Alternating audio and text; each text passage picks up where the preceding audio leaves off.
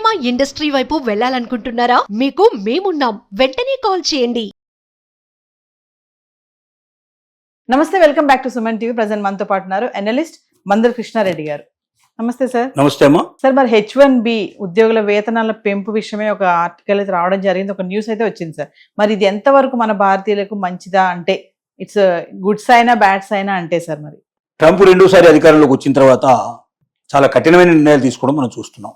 దాంట్లో భాగంగానే H1B abuse act అనేటువంటి యాక్ట్ను తీసుకొస్తున్నారు. అది ఆల్రెడీ బిల్లు ప్రవేశపెట్టబడింది పార్లమెంట్ లోపల. దానికి కావాల్సిన మినిమం పార్లమెంట్ మెంబర్స్ సంతకాలు పెట్టారు. దాన్ని లాబియింగ్ ద్వారా ఎట్లాగైనా సక్సెస్ఫుల్ గా పాస్ అయ్యేటట్టుగా చూడాలని ప్రయత్నాలు ముమ్మరంగా జరుగుతున్నాయి. ఏ క్షణంలో అయినా అది అమెరికాలో పాస్ అవ్వచ్చు. అది పాస్ అయితే మాత్రం చాలా సమస్యలు వస్తాయి, ముఖ్యంగా భారతీయులకి. ఈ H1B అబ్యూజ్ యాక్ట్ లో ఒకటి ముఖ్యమైన విషయం ఏంటంటే వేతనాల పెంపు. అంటే H1B వీసాలు ఎవరికి ఇవ్వాలి అంటే సంవత్సరానికి $2 లక్షల ఖచ్చితంగా పేమెంట్ ఇచ్చేటువంటి వాళ్ళకు మాత్రమే ఇవ్వాలి. అంతకన్నా తక్కువ పేమెంట్ ఇచ్చేటువంటి వాళ్ళకి, జీతాలు ఇచ్చే వాళ్ళకి H1B వీసాలు ఇవ్వకూడదు. సంవత్సరానికి $2 లక్షలు అంటే చాలా ఎక్కువ మొత్తం.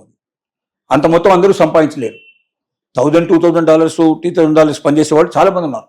$2 లక్షలు అంటే దాదాపుగా ఒక 20,000 నుంచి 30,000 కూడా సరిపో దాదాపుగా ఎక్కువైపోయి పరిస్థితి పడుతుంది అనుకుంటారు. 12 3 36, 12 24 అంటే దాదాపుగా ఒక 15,000 పర్ మంత్ సాలరీ వచ్చేట్టుగా డాలర్స్ ఉండాలి. అంత సాలరీస్ ఇచ్చేటట్టు పరిస్థితి అంటే అమెరికన్స్కి ఇప్పుడు ఆ జీతాలు ఇవ్వాలనేది లెక్క ఇప్పుడు ఉంది. అంటే అత్యున్నతమైన జాబ్స్ లోపల ఉండేటువంటి వాళ్ళు మినిమం 2 lakhs సాలరీ ఇవ్వాలనేది ఇప్పుడు ఆల్రెడీ లేబర్ యాక్ట్ ప్రకారంగా అమెరికాలో అది నడుస్తుంది. ఆ యాక్ట్ ఉంది అక్కడ. ఎందుకు ఇది పెడుతున్నారు అంటే, $2 లక్షల ఎందుకు పెడుతున్నారు అంటే, $1 లక్ష కట్టి వాడికి అప్లికేషన్ తీసుకురావాలి. కంపెనీయే కట్టాలి డబ్బులు. H1B వీసాలు విదేశాల్లో తీసుకురావాలనుకుంటే మొట్టమొదటి $1 లక్ష పే చేసి వాడికి అప్లికేషన్ పెట్టించాలి. రెండోది వాడికి నెలకు $2 లక్షల, సంవత్సరానికి $2 లక్షల చొప్పున మినిమం పే చేయాలి వాడికి. అనేసరికల్లా వాచిపోయే పరిస్థితి పడుతుంది. విపరీతమైనటువంటి ఖర్చు పెరిగిపోతుంది. ఎందుకు విదేశీయులు, ముఖ్యంగా భారతీయుల్ని ఇతర దేశాల్లో ఉండే వాళ్ళని ఎంగేజ్ చేస్తోంది అమెరికాలో ఉన్న కంపెనీస్ అంటే, అమెరికన్ పౌరులకు ఇచ్చే జీతాలతో 4-5 ఇంతలు తక్కువ రేట్లో మన వాళ్ళు పనిచేయడానికి సిద్ధపడటం, ఒబీడియంట్గా ఉండడం, ఎక్కువ టైం అయినా సరే టైమింగ్స్ అయిపోయిన తర్వాత కూడా ఆఫీస్ టైమింగ్స్ అయితే కూడా పనిచేయడం, సాటర్డే సండేస్ లాంటి వాటిని కూడా కోరుకోవడానికి సిద్ధపడటం, ఒబీడియంట్గా ఉండడం ముఖ్యంగా. ఎందుకంటే మన వాళ్ళు మరింత ఎక్కువగా గౌరవం చూపించేస్తారు ఇటు వాళ్ళ మీద. అదే అమెరికన్ అయితే హాయ్ బాయ్ రెండో ఉంటాయి వాడికి. లోపల రాగానే హాయ్ అంటాడు, పోయేటప్పుడు బాయ్ అంటాడు, అంతే. వాడు ఎంత పెద్ద CEO అయినా సరే ఫ్రెండ్ అంటాడు తప్ప వాడు అంతకన్నా ఎక్కువ వాడు గౌరవం ఇవ్వడు. సో మనవాడు అసలు అటు CEO వస్తున్నాడంటే ఇక్కడ చేతులు కట్టుకుని నిలబడే పరిస్థితి పడుతుంది. ఇలాంటివన్నీ ఆనందాన్ని తెప్పించేది, సంతోషాన్ని తెప్పించేటువంటి విషయాలు. అంటే నా ఎంప్లాయీస్ నా కింద పనిచేస్తున్న వాళ్ళు నాకు గౌరవంతంగా ఇస్తున్నారని కూడా ఒక ఆనందం, సంతోషం పొందుతున్నారు. ఏది ఏమైనప్పటికీ ఇప్పటిదాకా ఉన్నటువంటి పరిస్థితులు H1B వీసా లోపల అబ్యూజ్ యాక్ట్ అనేది పాస్ అయితే మాత్రం ఇండియన్స్ కు బహు కష్టాలు వస్తాయి.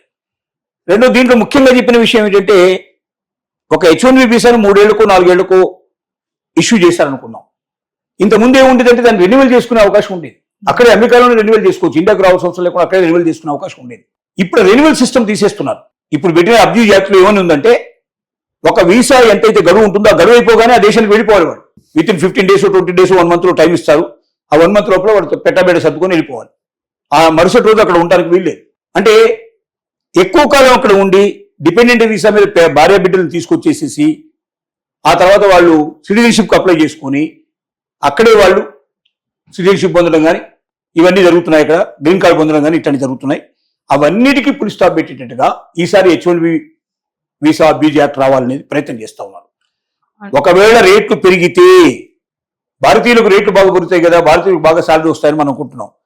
కింది ఉద్యోగాలు మొత్తం ఊడిపోతాయి. చిన్న చిన్న వాళ్ళంతా పోతారు. అసలు అంత అత్యున్నతమైన ఉద్యోగాలు సంపాదించే వాళ్ళు మన దగ్గర 1-2% కన్నా ఎక్కువ ఉంటారు.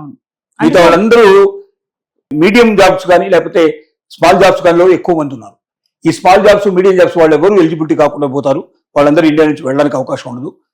ఇంకోటి, దాంట్లో 65,000 వీసాల బదులుగా 25,000కే పరిమితం చేస్తున్నారు. 25,000 ఇండియన్స్కే కాదు, మొత్తం ప్రపంచానికి అంతా కలిపి 25,000.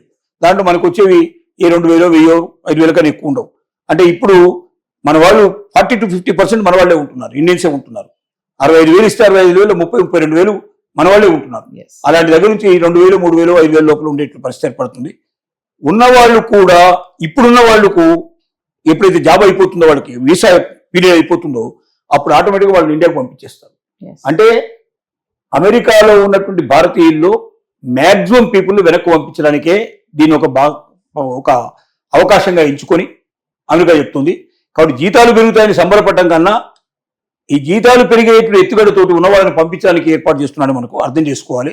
భారతీయులకు దీనివల్ల వచ్చేటువంటి లాభం కన్నా నష్టమే ఎక్కువ ఉంటుందని మాత్రం ఖచ్చితంగా మనం చెప్పొచ్చు. అంటే సార్ ఇక్కడ పెద్ద పెద్ద కంపెనీస్ ఏవైతే ఉంటాయో మరి ఇప్పుడు ఈ భారీ వేతనాలు ఉన్నాయి, భారీగా శాలరీస్ పెంచారు కదా, వాటికి మరి భరించగలుగుతాయి అవన్నీ కూడా? అంటే ఇప్పుడు అలాగైతేనే కంపెనీలు నడుపుతాయి. వాళ్ళు ఏం చేస్తున్నారు, వాళ్ళు ఇండియాలో వచ్చి బ్రాంచెస్ పెడుతున్నారు. ఇప్పుడు గూగుల్ అనేవాడు సంస్థ వైజాగ్ లోపల $15 బిలియన్ ఇన్వెస్ట్ చేస్తున్నాడు. మరి అమెరికాలో అవకాశం లేకనా? అర్థం చేసుకున్నారు. అమెరికాలో ల్యాండ్ కొనాలంటే విపరీతమైన కాస్ట్ ఉంటుంది.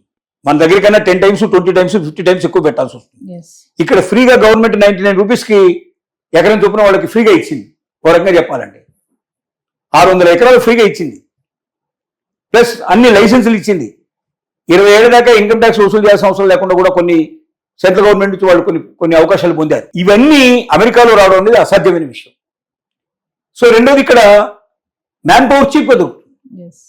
కాబట్టి ఏం చేశారు, మెల్లమెల్లగా అమెరికాలో ఉన్నటువంటి కంపెనీస్ ఏవైతే ఉన్నాయో, అంటే అక్కడ ఇండియన్స్ ఎక్కువగా తీసుకుంటున్న కంపెనీస్, అక్కడ విదేశాల నుంచి ఎక్కువ మంది తీసుకున్న కంపెనీస్ మెల్లమెల్లగా అక్కడ నుంచి షిఫ్ట్ అయిపోయి వేరే చోట బ్రాంచెస్ ఓపెన్ చేస్తాయి, వేరే చోట కంపెనీస్ ఓపెన్ చేస్తాయి ఆ కంట్రీస్ లోపల.